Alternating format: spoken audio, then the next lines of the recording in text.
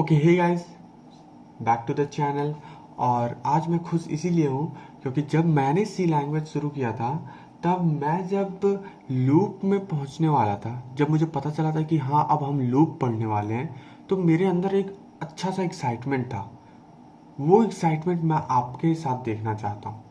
इसीलिए तो आज हम लोग शुरू करने वाले लूप, लेकिन उससे पहले हम कंप्लीट कर लेंगे अपना चैप्टर 3 का प्रैक्टिस सेट।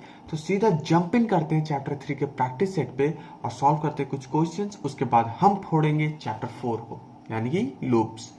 ओके, सो राइट अहेड, यहाँ पे चैप्टर 3 का प्रैक्टिस सेट खुल गया है। सबसे पहला क्वेश्चन क्या कहता है हमारा, what will be the output of this program. देखो, एक इंट a इक्वल्स टू 10 है। इफ a इक्वल्स टू 11 होता है तो प्रिंट एफ कर दो आई एम 11, नहीं तो एल्स प्रिंट एफ करो आई एम नॉट 11। अब देखो यहाँ पे मैंने करली ब्रेसेस को स्किप किया है, तो वहाँ अभी जब हम कोड पे आएंगे, कोड पे आ गया हूँ, तो यहाँ पे हम अच्छे से इस प्रोग्राम को लिख लेते हैं। यहाँ पे सबसे पहले मैं दे दूंगा practice 01.c। Boiler plate code ले लिया हमने। उसके बाद इंट a इक्वल्स टू 10, और उसके बाद मैं कह रहा हूँ if a equals to 11 then क्या करो, प्रिंटफ करो आई एम 11, नहीं तो एल्स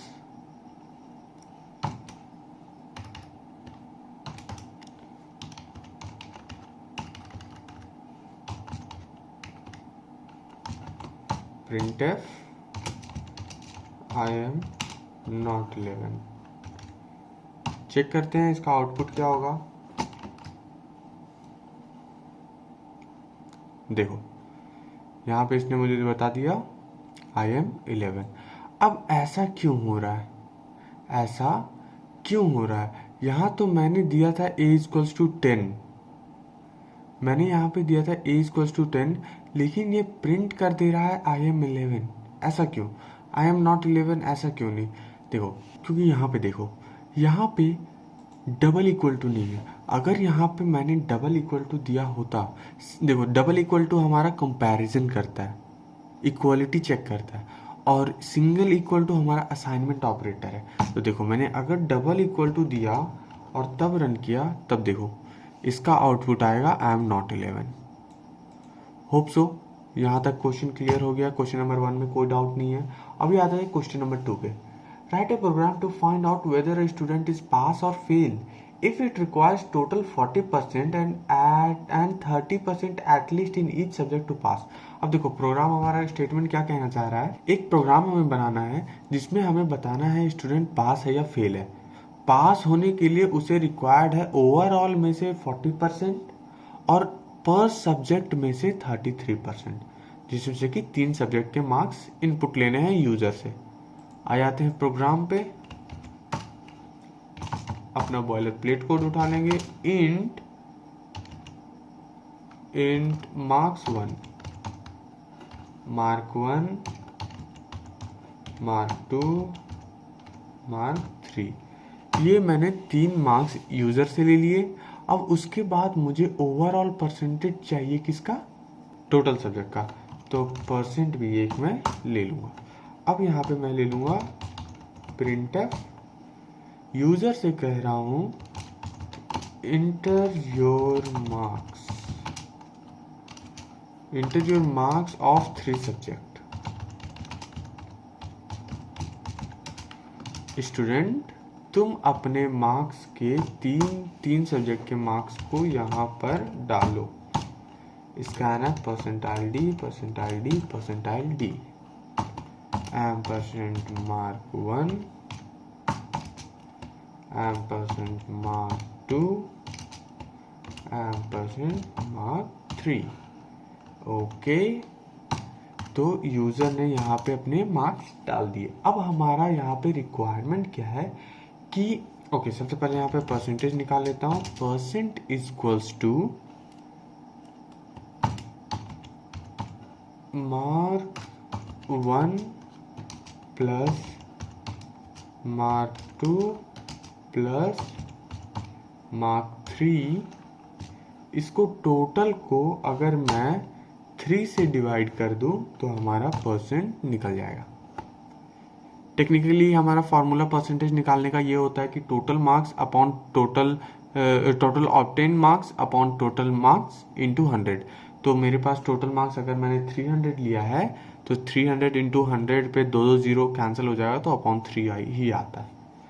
ओके, अब देखो हमारा कंडीशन किस तरीके से लग रहा है यहाँ पे कि पहले तो हमें टोटल में से 40% चाहिए और पर हेड सब्जेक्ट में से 33% चाहिए।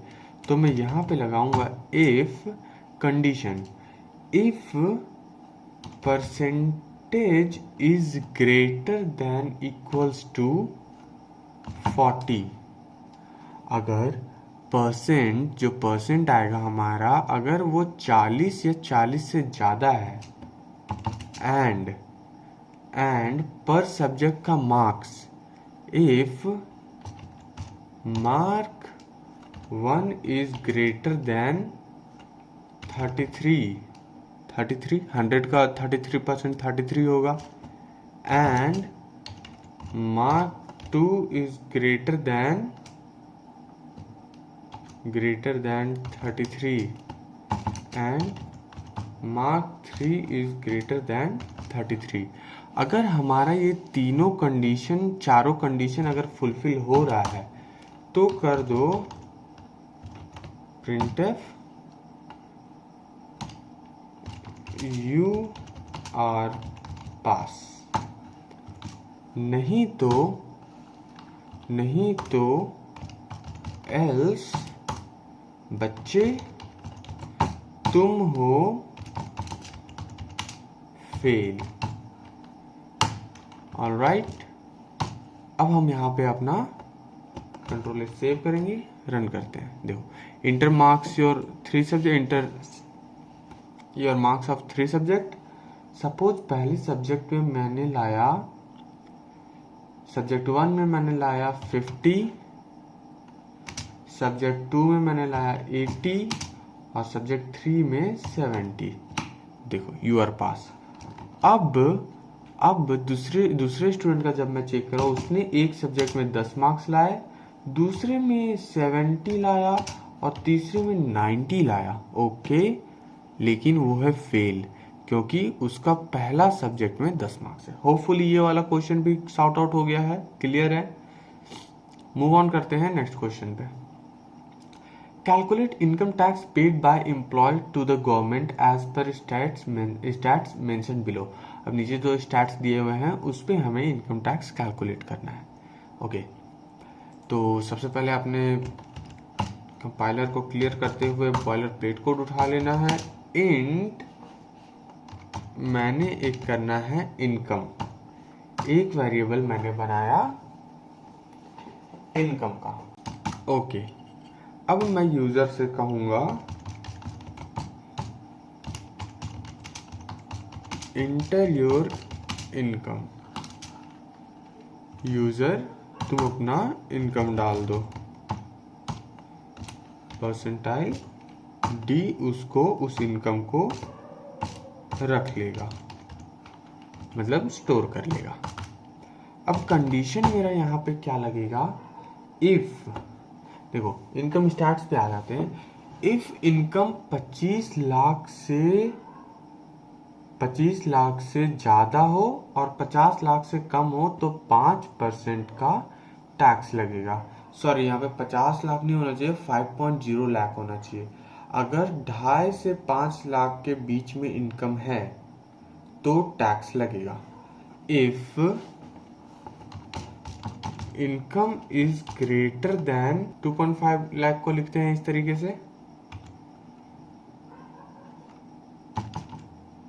Okay, 2.5 lakh and income is less than equals to कर देता हूं मैं यहाँ पे 5 लाख। ओके, यहाँ पे ओके, अगर ऐसा है तो उसके टैक्स देना होगा 5%। ओके, तो यहाँ पे मैं काम करता हूँ, टैक्स का वेरिएबल क्रिएट कर लेता हूँ, टैक्स इक्वल्स टू 0, और यहाँ पे से प्रिंटफ का लाइन हटाता हूँ। ओके, तो यहाँ पे क्या करना है, टैक्स इक्वल्स टू, अब टैक्स में टैक्स प्लस कितना परसेंट है हमारा, पहले में 5% है, यानी कि 0.05 कितने का 5% होगा, जितना हमारा इनकम होगा, इनकम माइनस 2.5 लाख। 2.5 लाख सही है, हाँ। अब इनकम में से हम 2.5 लाख को हटा देंगे, क्योंकि 2.5 लाख में से हमारा टैक्स नहीं है, 2.5 लाख से ज़्यादा में टैक्स है, तो 2.5 लाख इनकम में से 2.5 लाख हटा दिया, तो जो भी इनकम आया उसके 5% को टैक्स में जोड़ देना है, तो वो हमारा टैक्स हो जाएगा। ठीक है, इसी तरीके से एल्स इफ ले लेंगे, इफ, यहाँ से मैं इसे कॉपी कर लेता हूँ,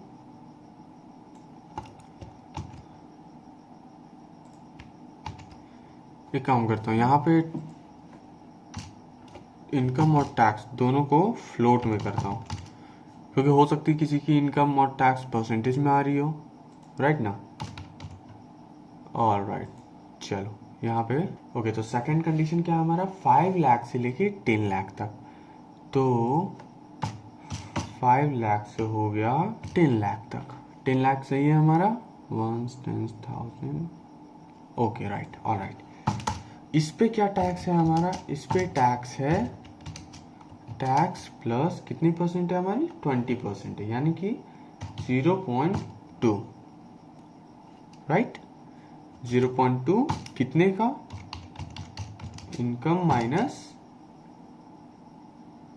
5 से 10 लाख होना चाहिए, तो income minus 5 lakh. Okay, 5 lakh, और इससे ज़्यादा हो, इससे एबव हो तो 30 लाख। तो यहाँ पे मैं डायरेक्ट कर देता हूँ, else tax equals to tax plus 0.3% of income minus 10 lakh. 10 lakh पे ओके, 10 लाख पे इनकम भरेंगे, और लास्ट में यहाँ पे प्रिंट कर दूंगा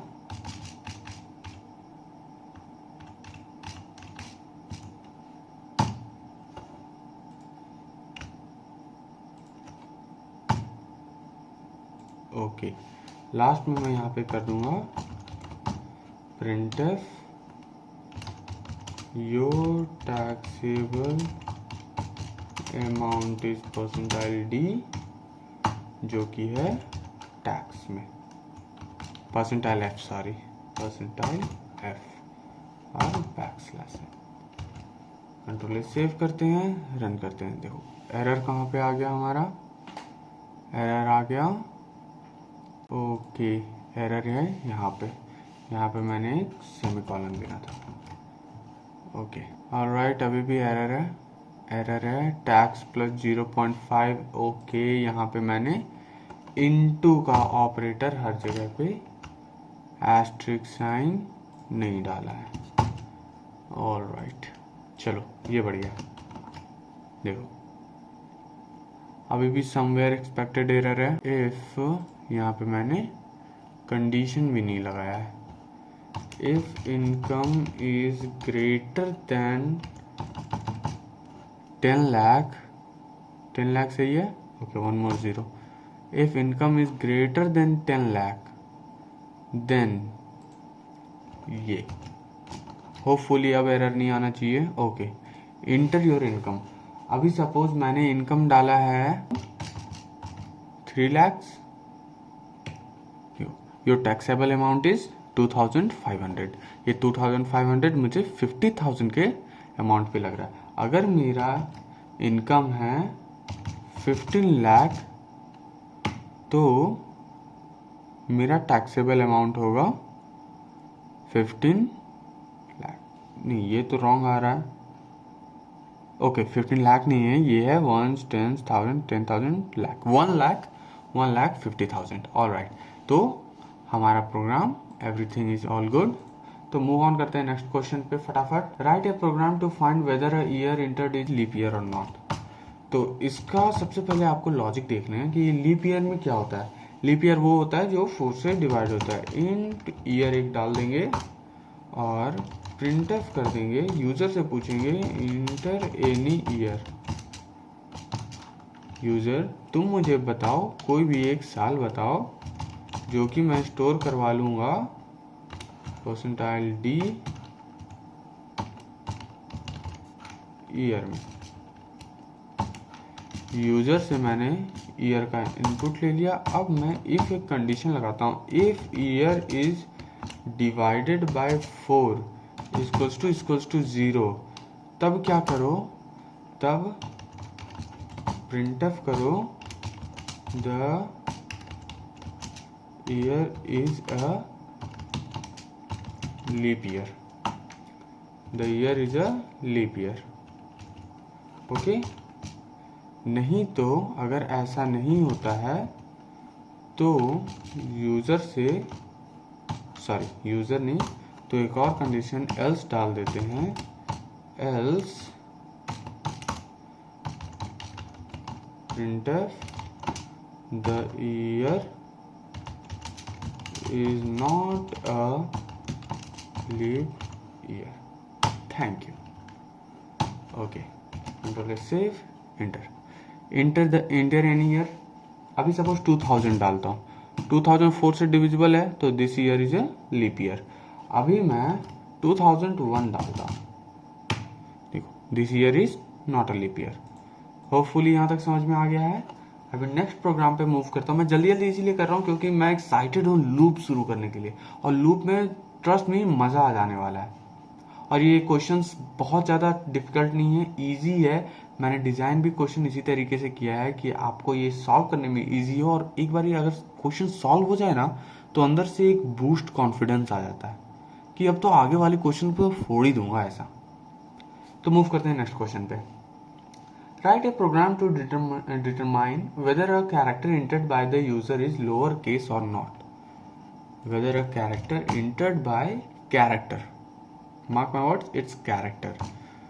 तो यहाँ पे हम अपना बॉयलर प्लेट कोड उठा लेते हैं। चार वैल्यू लेंगे अल्फाबेट। पहले यूजर से पूछ लो, प्रिंटफ यूजर बताओ इंटर एन अल्फाबेट। यूजर एक अल्फाबेट डालो जिसे मैं स्टोर कर लूंगा स्कैनफ में परसेंटाइल सी करके एम्परसेंड अल्फाबेट। ओके, अब मैं यहाँ पे इफ एक कंडीशन लगाता हूँ। इफ, अब मुझे कैसे पता चलेगा कि यूजर ने लोअर केस डाला है या नहीं। इफ, इसके लिए मैं यहाँ पे आ जाऊंगा ACII टेबल। अब देखो ACII टेबल क्या होता है, इसमें बताया जाता है, देखो इसमें बताया जाता है कि अपर केस, यहाँ पे देखो अपर केस कहाँ से है, अपर केस है 65 से, 65 से लेके यहाँ पे अपर केस है 90 तक, और लोअर केस है 97 से लेके 122 तक। क्वेश्चन क्या है मेरा कि write a program to determine whether a character entered by the user is lower case और नॉट। लोअर केस है या नहीं। तो इफ अल्फाबेट अगर 97 से लेके 122 के बीच में नहीं है तो वो लोअर केस नहीं है, right. If alphabet is not equals to, sorry, if alphabet is greater than equals to कितना था हमारा 97 से लेके 122 तक। 97, if alphabet is greater than equals to 97 and alphabet is less than equals to 122, then क्या करो, printf कर दो नहीं,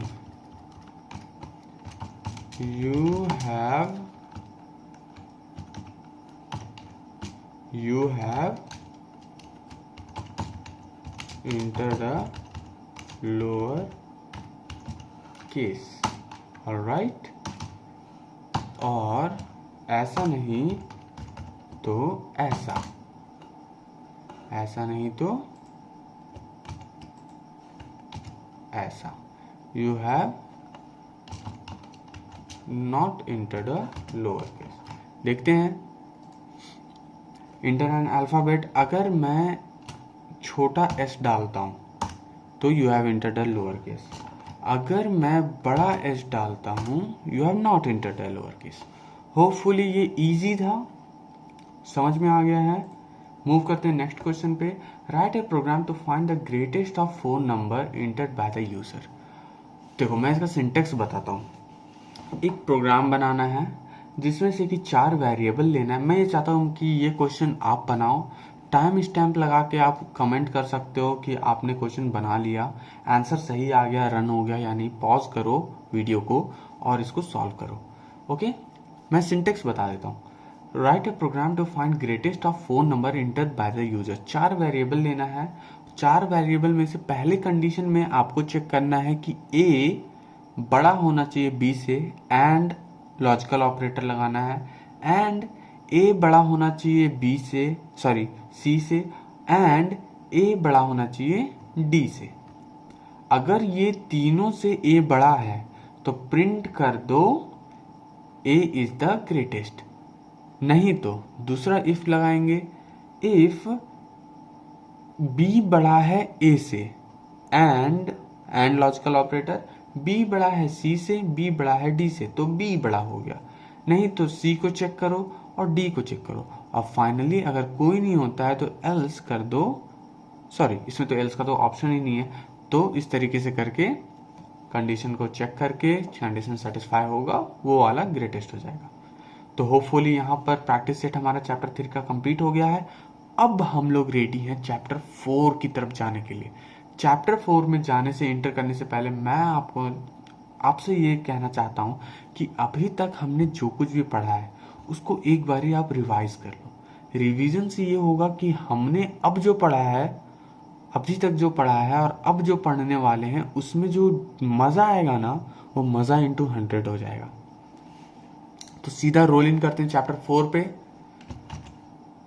ओके, तो chapter 4, all right, here comes the chapter 4, और ये चैप्टर है लूप कंट्रोल इंस्ट्रक्शन। अब देखो, लूप कंट्रोल इंस्ट्रक्शन, सबसे पहला क्वेश्चन दिमाग में आता है कि लूप होता क्या है, what is loop, why loop. अगर अभी मैं आपसे कहूं कि 1 से लेके 5 तक का मुझे प्रिंट चाहिए, तो आप क्या करोगे?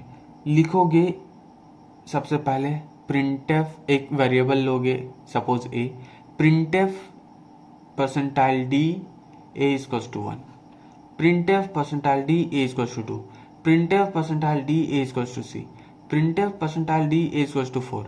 इस तरीके से 5 तक जाओगे। चलो मैंने 10 तक कह दिया तो आप 10 तक लिख लोगे।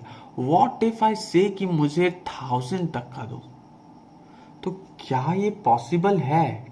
टेक्निकली क्या ये पॉसिबल है कि आप 1000 लाइंस को उसी सेम कोड को रिपीट करते जाओ? क्या ये प्रैक्टिकल होगा? क्या ये मतलब करने में, रीडेबिलिटी में, या आपको क्या टाइप करने में अच्छा लगेगा? नहीं लगेगा। जेन्युइन सी बात है, किसी को भी एक सेम लाइन को रिपीट करके 10,000 टाइम्स अगर प्रिंट करना है, लिखना है, तो क्या ऐसा आप करते रहोगे? ऑब्वियस सी बात है, नहीं करोगे। तो क्या कोई ऐसा रास्ता है जिससे कंपाइलर कंप्यूटर को समझाया जा सके कि भाई साहब देखो ये चीज रिपीट होने वाली है, तो तुम खुद में ही रिपीट कर लो और मुझे एक बारी इसका आउटपुट दे दो? What if there's a way in which you can tell the computer that you have to repeat the same syntax like 1000 times, 10,000 times, do it in yourself and give me the output in the output section? तो ये चीज करने के लिए loop आता है। अब loop के टाइप्स होते हैं, while loop, do while loop और फॉर लूप। अभी देखो ये टाइप्स हैं, तीनों में बस सिंटेक्स का डिफरेंस है, तीनों काम एक ही करते हैं। तो आपको समझाना मेरा काम है, मैं आपको तीनों के बारे में समझाऊंगा और आप अपनी कैपेसिटी, अपनी नीड के हिसाब से तीनों को यूज कर सकते हो कि आपको कौन सा लूप यूज करना चाहिए। तीनों का एट द एंड काम वही रहता है, बस सिंटेक्स में थोड़ी सी फेरबदल की जाती है। सबसे पहले रोल इन करते हैं वाइल लूप में। अब देखो वाइल लूप का सिंटेक्स क्या होता है। पहले वाइल एक प्री डिफाइंड वेरिएबल है, तो वाइल लिख लेंगे। वाइल के बाद ओपन ब्रैकेट और उसके अंदर कंडीशन लिखना है। कंडीशन लिखने के बाद ब्रैकेट क्लोज होगा, करली ब्रेसेस ओपन होगा और उसके नीचे हम राइट डाउन करेंगे अपना कोड, जो भी हमारा कोड होगा वो, और ब्रैकेट क्लोज कर देंगे। और अब देखो यही है इसका सिंटैक्स।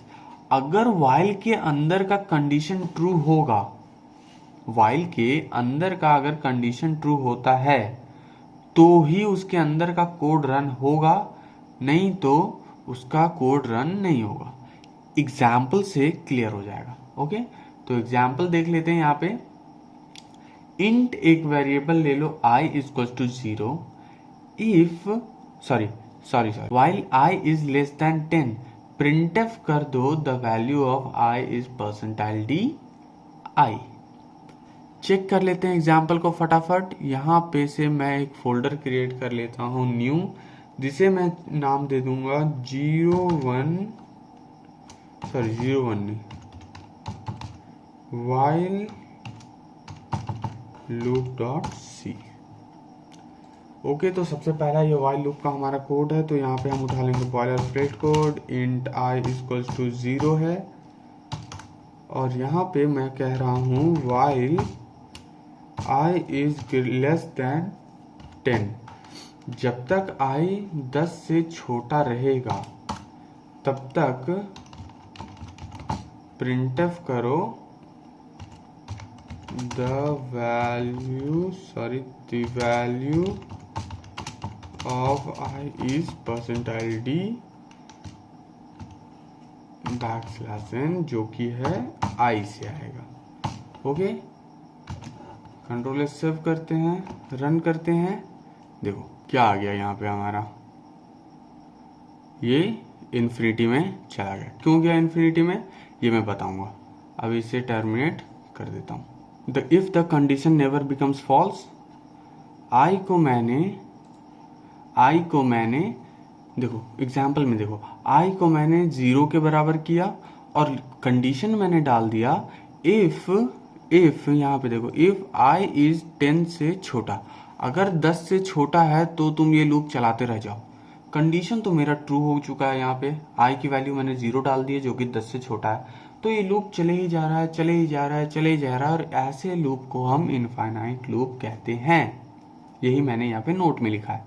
अब देखो क्विक क्विज यहाँ पे हमारा एक है, फटाफट से देख लेते हैं यहाँ पे क्विक क्विज क्या कहता है। Write a program to print natural number from 10 to 20 when initial counter i is initialized to 0।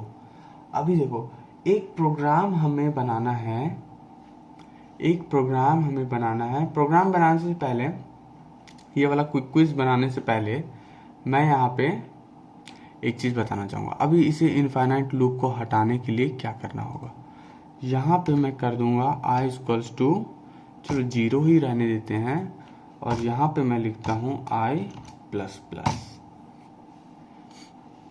देखो अब क्या हो रहा है यहाँ पे मेरे पास, i प्लस प्लस का मतलब होता है इंक्रीमेंट करना। इंक्रीमेंट यानी कि +1, यानी कि अगर सपोज i की वैल्यू 1 है तो i प्लस प्लस के बाद i की वैल्यू 1 + 1 यानी कि 2 हो जाएगी। ऑलराइट, समझ में आ गया यहाँ पे इंक्रीमेंट क्या होता है। तो अगर मैं ऐसे करता हूँ, मेरा यहाँ पे मतलब क्या हुआ, मैंने यहाँ पे वाइल में कंडीशन डाला, कंडीशन के नीचे मैंने यहाँ पे कोड लिखा और उसे इंक्रीमेंट कर दिया। इंक्रीमेंट यानी कि अब मैं इस इनफाइनाइट लूप को एक लोकेशन दे दिया हूँ कि तुम एक एक इंक्रीमेंट करते जाओ, लेकिन तब तक करो जब तक तुम्हारा कंडीशन i इक्वल्स टू 10 ना हो जाए। चेक करते हैं, देखो the value of I is 0, value of I is 1, value of I is 2, 3, 4, 5, 6, 7, 8, 9 तक गया, क्योंकि I is equals to, यहाँ पे देखो हो क्या रहा है, यहाँ पे ड्राई रन में देखो क्या हो रहा है। I की वैल्यू पहले 0 है, 0 यहाँ पे चेक हुआ कंडीशन में, 0 10 से छोटा है, प्रिंट हो गया 0। अब I की वैल्यू इंक्रीमेंट हो चुकी है, 0 + 1 हो गया है, तो 0 + 1 होता है 1, तो 1 चेक होगा यहाँ पे, 1 की वैल्यू है 10 से छोटी, 1 10 से छोटा है, तो 1 प्रिंट हो गया। अब +1 हो चुका है, 1 में i की वैल्यू 1 थी, तो 1 + 1 2 हो गया, 2 को चेक किया, 10 से छोटा है, प्रिंट हो गया। अब 2 i की वैल्यू 2 है, 2 + 1 3, चेक किया, प्रिंट हो गया। उसी तरह जब तक मेरा i 9 था, 9 + 1 हुआ 10, क्या 10 से छोटा है? नहीं है, फॉल्स हो गया, loop exit. That is it, यही है हमारा लूप, वाइल लूप यही है, नथिंग एल्स। और अभी देखो मजा कहाँ आ रहा है, देख रहे हो तुमने बस यहाँ पे एक कंडीशन डाल दिया, ये कंपाइलर खुद से अपना काम किए जा रहा है। और सिर्फ ये इतने में ही नहीं रुकने वाला, तुम इसे कंडीशन जो भी दे दो, यहाँ मैं 100 लिख दूं ना, 100 यहाँ पे लिख दूं और मैं इसे सेव करके रन कर जाऊं, तो देखो ये 99 तक मुझे प्रिंट करके दे देगा। समझ रहे हो तुम, लूप की पावर समझ रहे हो यहाँ पे? ओके, अब आ जाते हैं अपने क्विक क्विज पे। क्विक क्विज क्या था हमारा? Write a program to print the number from 10 to 20 when initial counter i is initialized to 0। अब देखो इनिशियल काउंटर मुझे i इक्वल्स टू 0 ही रखना है, लेकिन मुझे क्या करना है, 10 से 20 तक को प्रिंट करना है। तो पहले तो मैं कंडीशन वही रखूंगा कि लूप को तुम तभी तक चलाओ जब तक i is less than equals to 20। जब तक i less than equals to 20 होता है तभी तक लूप चलाओ, लेकिन मैं कंडीशन ये लगा दूंगा, if i is greater than equals to 10, अगर i 10 या 10 से बड़ा है तो तुम i की वैल्यू प्रिंट करो, वरना प्रिंट मत करना। तुम i की वैल्यू बिल्कुल भी प्रिंट मत कर देना अगर i की वैल्यू 10 या 10 से बड़ा नहीं है। तो देखो क्या हो गया यहाँ पे, the value of i is 10, 11, 12, 13, 14, 15, 16, 17, 18, 19 and 20। यहाँ पे i की वैल्यू मैंने 0 से इनिशियलाइज किया था, लेकिन प्रिंट मैंने यहाँ पे 10 से लिया। क्यों लिया? क्योंकि मैंने i को एक कंडीशन दे दिया इफ लगा के कि i की वैल्यू तभी प्रिंट करना जब i की वैल्यू 10 से ज़्यादा हो जाएगा। कंपाइलर तुम i को 0 से शुरू करो, 0 से शुरू करो और 20 पे ख़त्म कर दो, मैंने मना नहीं किया है, लेकिन मुझे प्रिंट वहीं से दो जहां से i की वैल्यू 10 या 10 से ज़्यादा हो जाएगा। गौर करने वाली बात इसमें यह है कि इंक्रीमेंट वाला पार्ट हम हमेशा इफ के कंडीशन खत्म होने के बाद लगाएंगे। इफ अगर मैंने कंडीशन लगाया है, करली ब्रेसेस ओपन किया, कोड लिखा, करली ब्रेसेस क्लोज किया, उसके बाद ही मैं इंक्रीमेंट का पार्ट लगाऊंगा। होपफुली यहाँ तक समझ में आ गया है, मैं कामयाब हुआ हूँ, ऐसा मैं एज्यूम करता हूँ कि मैं कामयाब हुआ आपको वाइल लूप समझाने के लिए। अब आ जाते हैं यहाँ पे नोट्स पे। चलो जी बढ़िया। अब देखो इंपॉर्टेंट नोट्स इसमें क्या है कि the loop counter need not to be in int, it can be float also. जाहिर सी बात है, ये सिर्फ इंट में ही नहीं हो सकता, ये फ्लोट में भी तुम कर सकते हो। अब इंक्रीमेंट और डिक्रीमेंट ऑपरेटर पे थोड़ा सा ध्यान दे देते हैं और अच्छे से। बिल्कुल इंक्रीमेंट तो मैंने बता दिया कि 1++ होता है इंक्रीमेंट, उसी तरीके से 1 - यहाँ नोट्स पे देखो 1 - होता है डिक्रीमेंट, जिसमें से कि i की वैल्यू 1 कम हो जाती है। i++ में एक i की वैल्यू 1 हो गई, सपोज i है तो i++ होने के बाद 1 के बाद 2 हो जाएगा। अगर i में i की वैल्यू 5 है तो माइनस करने के बाद i की वैल्यू 4 हो जाएगी, जाहिर सी बात है। अब देखो इसके आगे क्या होता है। अगर मैंने यहाँ पे ये मैं हटा देता हूँ कुछ देर के लिए, अगर मैं यहाँ पे लिख दूं, अगर मैं यहाँ पे लिख दूं printf i इक्वल्स टू यहाँ पे 5 कर देता हूँ, क्यों किया हूँ बताऊंगा। अगर मैं यहाँ पे लिख दूं printf the value of I is percentile d I,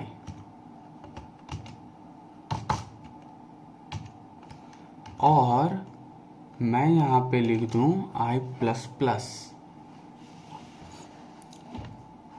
तब क्या होता है? यहाँ पे नहीं, मैं यहीं पे कर, क्योंकि हमने पहले तो बता ही दिया है I की वैल्यू क्या है। तो यहाँ पे मैं अगर I प्लस प्लस लिख दूँ और कुछ देर के लिए मैं इसे कर देता हूँ कमेंट आउट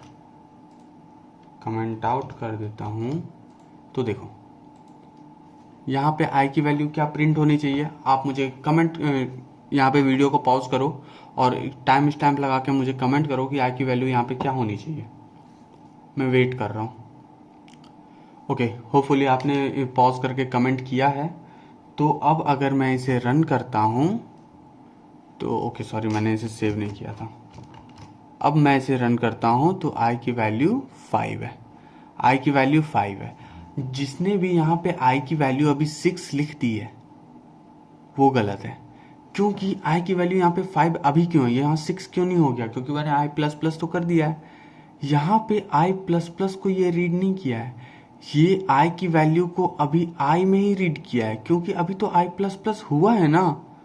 अब अगर मैं I को प्रिंट करता हूँ, अब अगर सॉरी यहाँ पे मैंने कॉलन नहीं दिया, अब अगर मैं I को करता हूँ प्रिंट, ओके यहाँ पे मुझे बैकस्लैश दे देना चाहिए। देखो अब अगर मैं I को डायरेक्ट प्रिंट करता हूँ तो I की वैल्यू 6 हो चुकी है, क्योंकि I प्लस प्लस तो मैंने कर दिया, I प्लस प्लस तो मैंने किया ना पहले वाले स्टेप में, लेकिन I की वैल्यू तो प्लस प्लस होने के बाद ना इंक्रीमेंट हुई है।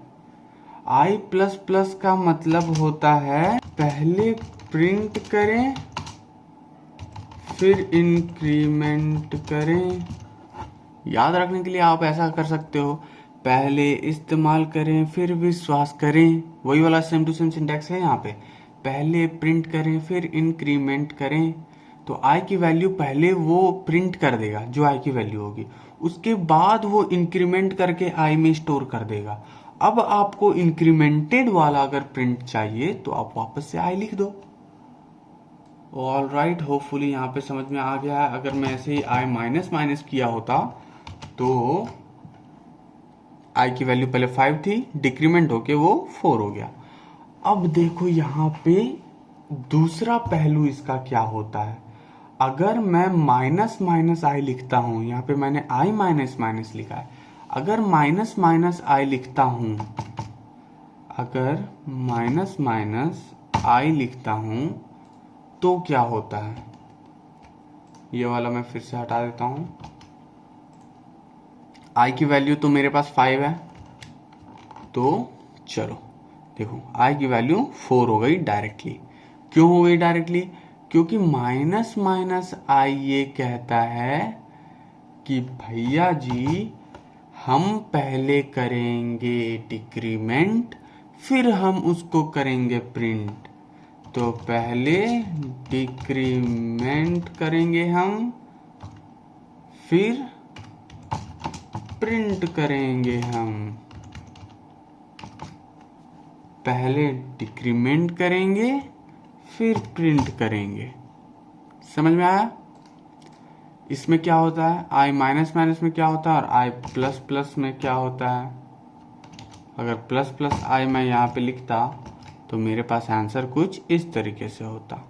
वो पहले डिक्रीमेंट या पहले इंक्रीमेंट कर देता, उसके बाद वो प्रिंट करता। होपफुली यहाँ तक समझ में आ गया है। यहाँ तक मैंने आपको, होपफुली आशा करता हूँ कि मैंने आपको यहाँ तक समझा पाया हूँ सही तरीके से, मज़े के साथ। अब आगे देखो, अब देखो यहाँ पे मिसकंसेप्शन क्या होता है, लोग क्या सोचते हैं। बहुत सारे मिस्टेक्स ऐसे भी होते हैं कि लोग ये चाहते हैं कि अगर मैं I प्लस प्लस करके 1 से इंक्रीमेंट कर रहा हूँ तो क्या ये किसी तरीके से पॉसिबल है कि मैं आई प्लस प्लस प्लस प्लस करके 2 या 3 या 4 से इंक्रीमेंट कर दूं? ये पॉसिबल नहीं है, ये इलीगल है, ये पॉसिबल नहीं है। क्योंकि जिसने भी बनाया है, जिसने भी इस लैंग्वेज को डिज़ाइन किया है, जिसने भी कंपाइलर्स को डिज़ाइन किया है, उनने कंपाइलर को इतना ही समझाया है कि देखो भैया, तुम्हें एक से ही इंक्रीमेंट करना है, कोई कितना भी लालच दे तुम्हें उससे एक से ही इंक्रीमेंट करना है बिल्कुल।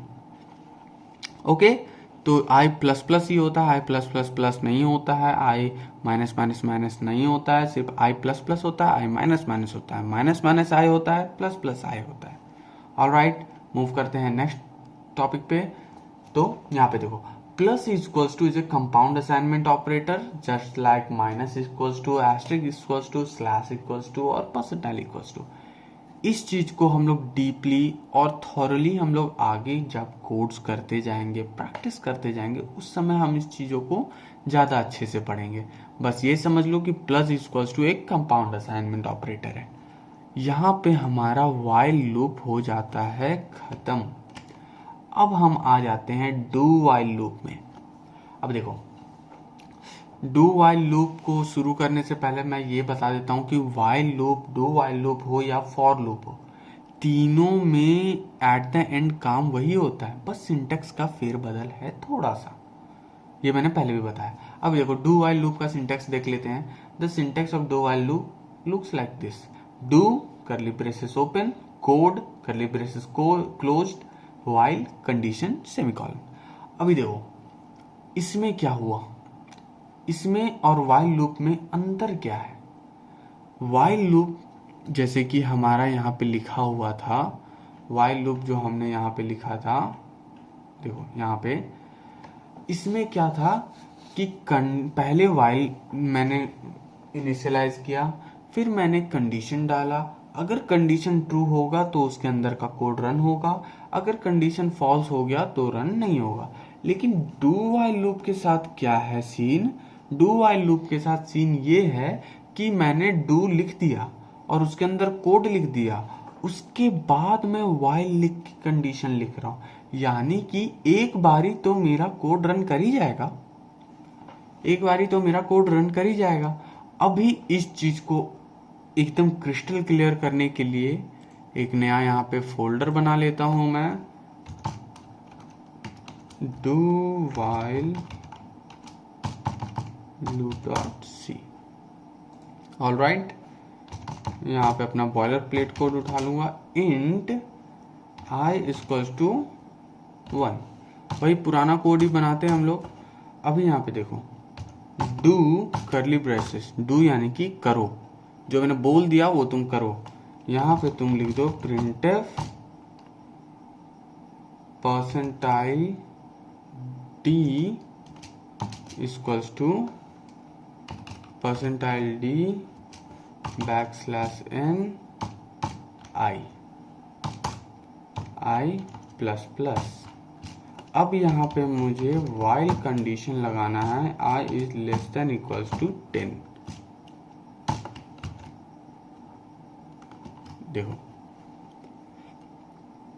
1 2 3 4 5 6 7 8 9 10, ठीक है। i की वैल्यू अगर मैं यहाँ पे 20 दे दूं तो ये तो इनफाइनाइट में चला जाएगा, लेकिन अगर मैं यहाँ पे एक कंडीशन लगा दूं, if i is less than equals to, if i is less than 10, sorry less than 5, अगर i की वैल्यू लेस देन 5 है तो ही इसे प्रिंट करो, नहीं तो इसे प्रिंट मत करना। ऑलराइट, तो अगर मैं यहाँ पे i की वैल्यू 7 देता हूँ, अगर i की वैल्यू 7 देता हूँ और मैं इसे रन करता हूँ तो देखो नो आउटपुट, कोई आउटपुट नहीं। कोई आउटपुट क्यों नहीं? क्योंकि यहाँ पे कंडीशन फॉल्स हो रहा है, लेकिन ये एक बार एग्जीक्यूट करके हट जा रहा है। अगर मैंने यहाँ पे 4 दे दिया होता, सॉरी 2 दे दिया होता, तो देखो 2 3 4 एक बारी चलता, क्योंकि लेस देन 10 तक का देखना है। अभी देखो ये मैंने बता दिया कि वाइल और डू वाइल लूप में फर्क क्या है, कि checks the condition and then executes the code and then checks the condition, while do while loop which executes at least once, एक बारी एग्जीक्यूट होगा। अब देखो क्विक क्विज यहाँ पे हमारा क्या कहता है, write a program to print first n natural numbers using do while loop. First n natural number हमें प्रिंट करवाना है यूजर से, तो सबसे पहले अपना बॉयलर प्लेट कोड उठा लेंगे, इंट आई इक्वल्स टू 1 कर दो, क्योंकि नेचुरल नंबर 1 से शुरू होता है। प्रिंटफ यूजर से पूछो inter the value of n, कहाँ तक का मुझे प्रिंट करना है वो यूजर तुम बता दो मुझे। Scanf percentile D %n। Okay, of course मुझे यहाँ पे एक वेरिएबल n भी लेना होगा।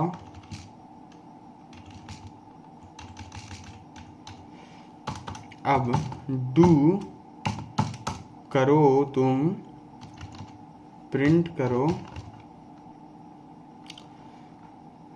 तुम प्रिंटफ करो, क्या प्रिंटफ करो, परसेंटाइल डी \n, आई को प्रिंट करो जब तक आई प्लस प्लस होता रहेगा। कब तक?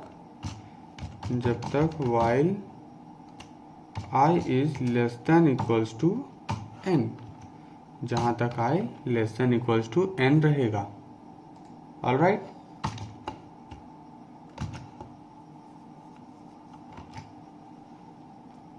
Okay. Enter the value of n की वैल्यू पूछ रहा है। अगर मैंने 20 डाला तो लूप चलेगा। आ गया हमारा answer 1 2 3 4 5 6 7 8 9 10 20। Done, this is it, do while loop. बस और बस यही है। जितने भी मार्केट में हाइप होते हैं ना कि लूप में पसीने उतर जाएंगे, लूप एकदम धूल चटा के रख देगा, ट्रस्ट मी, मैंने बहुत इजी से बताया। इतना easy I don't think so कोई और इतने इजी, इतने सटीक तरीके से बता पाएगा। Although I'm not saying that I have told the best way, but I have tried my 1000%. I have given my 1000% in the notes. I have given my 1000% while recording this video, and I have gave my 1000% while doing the code in the compiler. So hope करता हूँ कि मैं आपको चीज़ों को समझा पा रहा हूँ, क्योंकि यार इसी के लिए ये चीज़ है, समझाने के लिए ही तो हूँ। ओके, अब आ जाते हैं नेक्स्ट टॉपिक जो कि है फॉर लूप। फॉर लूप का सिंटेक्स देख लेते हैं एक बारी। फॉर लूप का सिंटेक्स होता है फॉर, उसी में ब्रैकेट क्लोज, और वहीं पे होगा इनिशियलाइजेशन, वहीं पे होगा कंडीशन टेस्ट, वहीं पे होगा इंक्रीमेंट डिक्रीमेंट, नीचे होगा कोड, और that's it, literally that's it. और पर्सनली मेरा पर्सनल फेवरेट पूछोगे तो मेरा पर्सनल फेवरेट फॉर लूप है। ऑल्दो मैं ये नहीं कह रहा कि for loop is best, but मेरा पर्सनल फेवरेट फॉर लूप है। ओके, यहाँ पे बॉयलर प्लेट कोड उठा लो, इंट आई एक वेरिएबल ले लो। अब देखो फॉर का यूज देखो। फॉर मैंने एक लूप शुरू किया जिसमें मैंने इनिशियलाइज किया आई इक्वल्स टू 1, सेमी कॉलन, याद रखना फॉर में सेमी कॉलन ब्रैकेट के अंदर होगा। I is less than equals to 20 semicolon again I plus plus। अभी देखो, अभी मैंने यहाँ पे किया क्या, इतना दूर के लिए समझते हैं। I को मैंने 1 से इनिशियलाइज किया, I को एक कंडीशन दिया कि लूप को तब तक चलाओ जब तक कि 20 या 20 से छोटा ना हो लूप I की वैल्यू, और I को 1 से इंक्रीमेंट करते जाओ, यानी कि लूप मेरा कहाँ तक चलेगा, 1 से लेके 20 तक चलेगा। printf the value of I is %d \n I, control S से 0, that's it। देखो, the value of I is 1 2 3 4 5 6 7 8 20।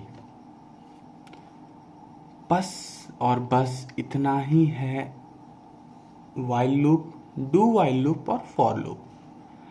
वही चीज़ मैंने यहाँ पे नोट्स में बताया है। इनिशियलाइज, पहले इनिशियलाइज करना है, फिर टेस्ट में कंडीशन को चेक करेंगे, फिर इंक्रीमेंट डिक्रीमेंट में लूप को अब कैसे करना है। अगर प्लस प्लस करना है तो इंक्रीमेंट, माइनस माइनस करना है तो डिक्रीमेंट। अब देखो इसमें क्विक क्विज हमारा क्या है, write a program to print first n natural number using for loop, वो जो कि हमने अभी कर दिया। एन नेचुरल नंबर हमें प्रिंट करना है तो यहाँ पे एन ले लेंगे हम, और यूजर से कह देंगे कि यहाँ पे एक और वेरिएबल ले लूंगा मैं एन, और यूजर से कह दूंगा कि तुम प्रिंट एफ करो enter the value of n. Alright, enter the value of n.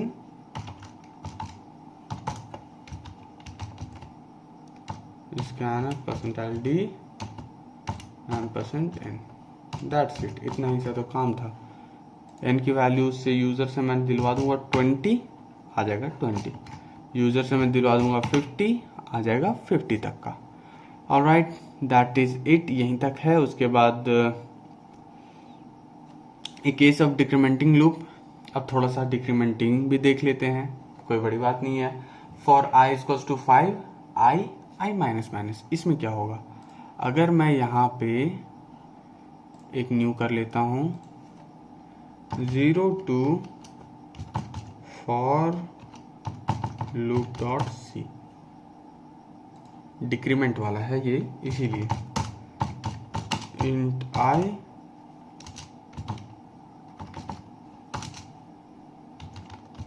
for i equals to 5, i और i minus minus.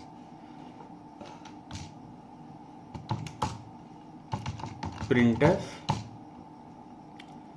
Percentile d i, देखो क्या हो गया यहाँ पे 5 4 3 2 1, जो कि मुझे करना चाहिए था ऐसे 5 4 3 2 1।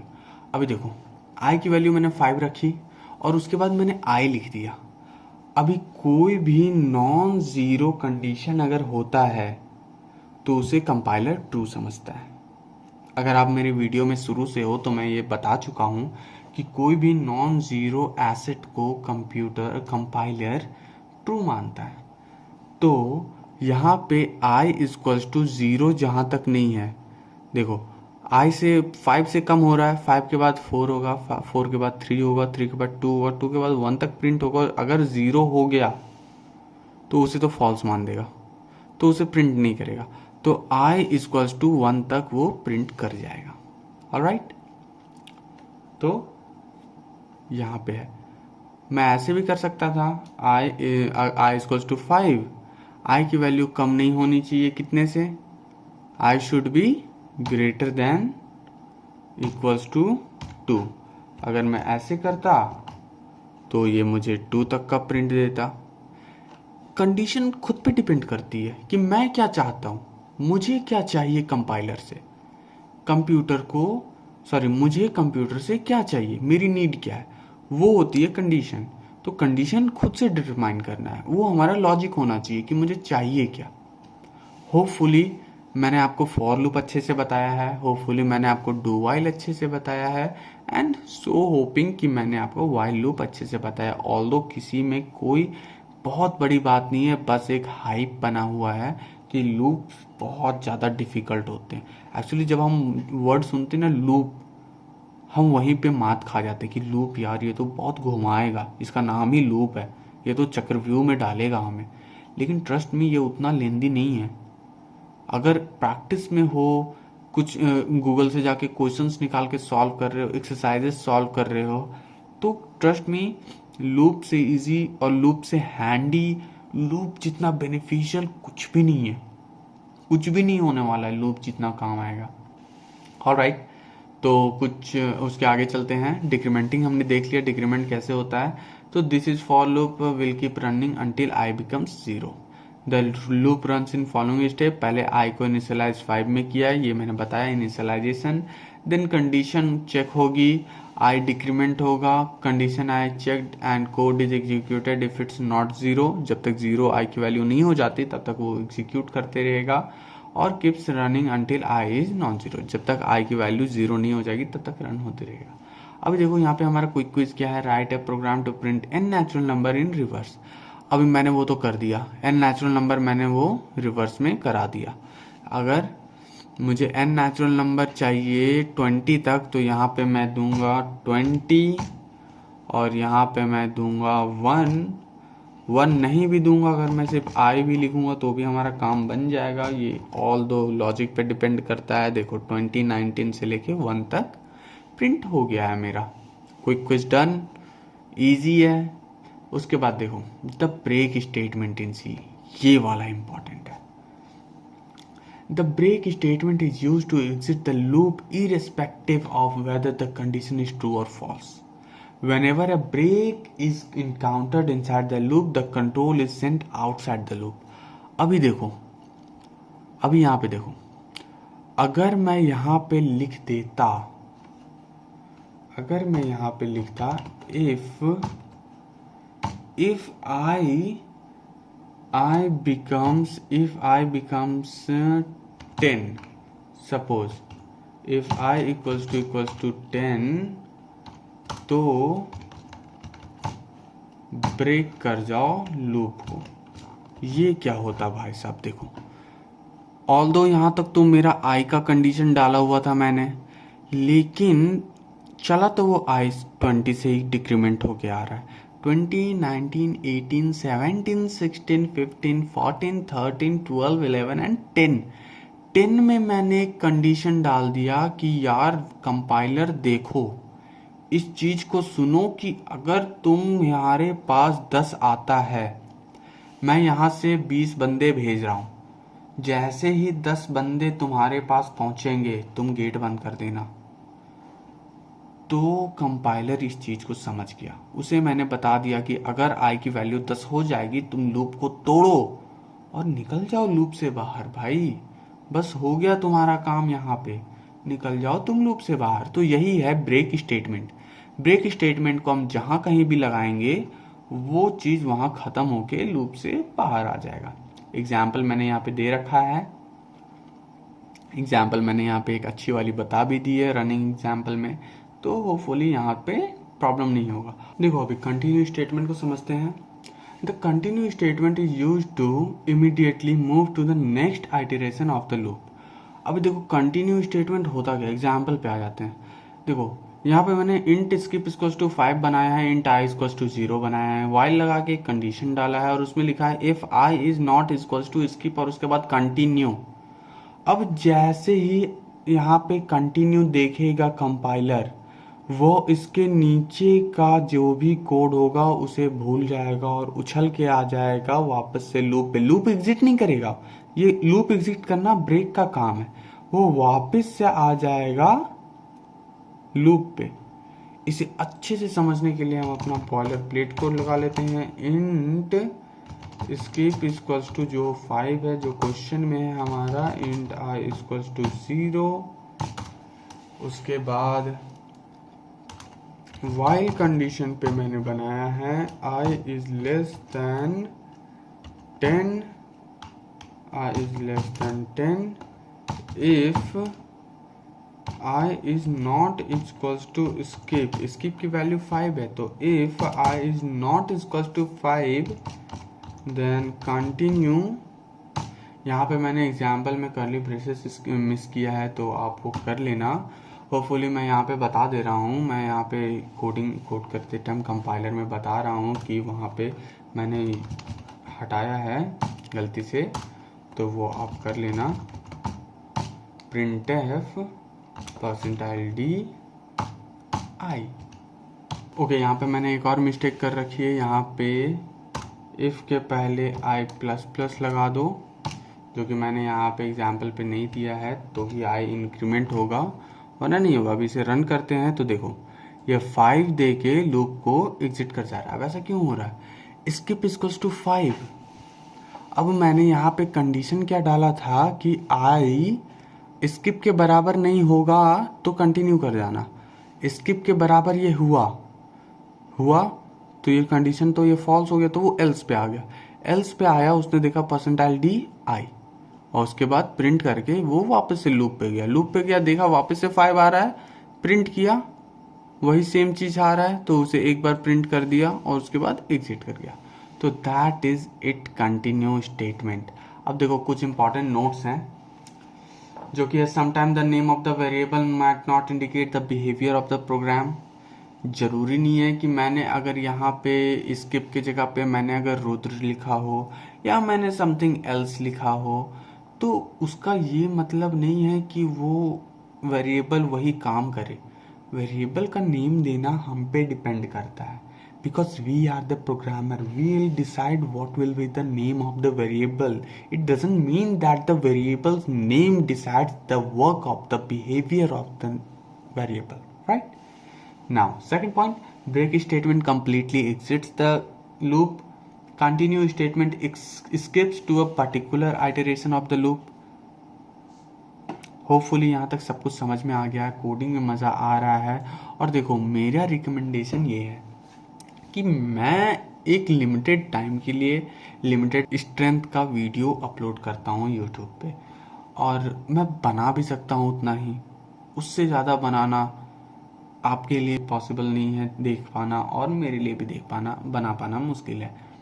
तो मैं ये कह रहा हूँ कि आप कॉन्सेप्ट समझो, आप मुझसे बस कॉन्सेप्ट समझो, आप रिसर्च खुद पे करो, क्योंकि आपकी एबिलिटी, आपका कॉन्सिक्वेंसेस आप देख सकते हो, मैं नहीं देख सकता।